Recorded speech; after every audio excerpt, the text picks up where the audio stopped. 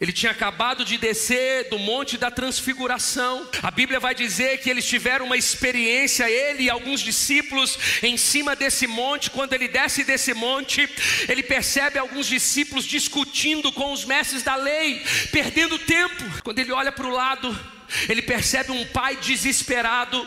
Afinal, esse pai tinha um filho que estava possesso de demônio, e o pai estava batendo ali na porta dos discípulos de Jesus, buscando uma ajuda, uma libertação para o seu filho.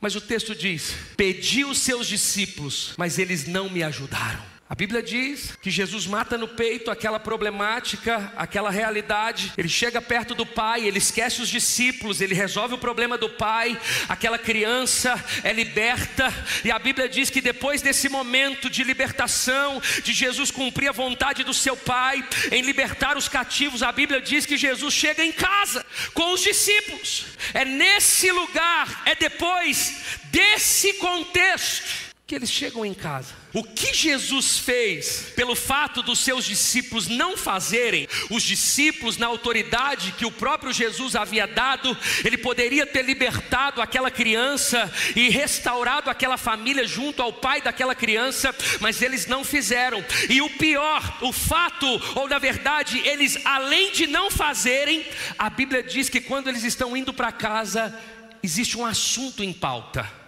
E o assunto em pauta é: quem será o maior?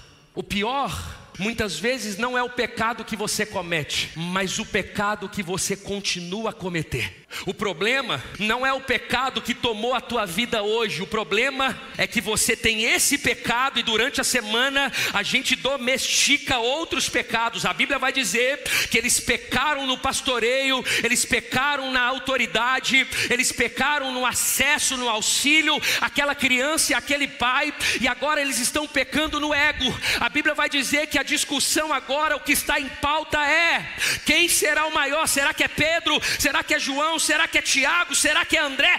Quem será o maior?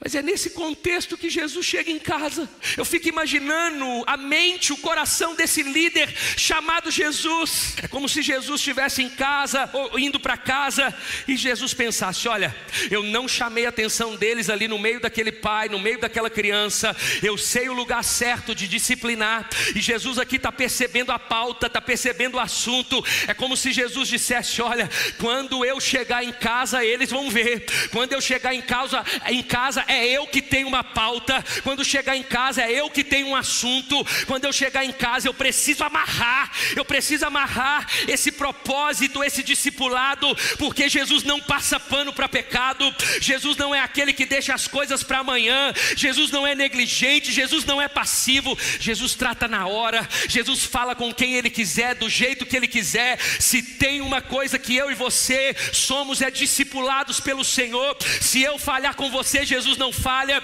Se o pastor direto falar com você, Jesus não falha. Se o seu líder de GC falhar com você, Jesus não falha. Jesus percebe pautas.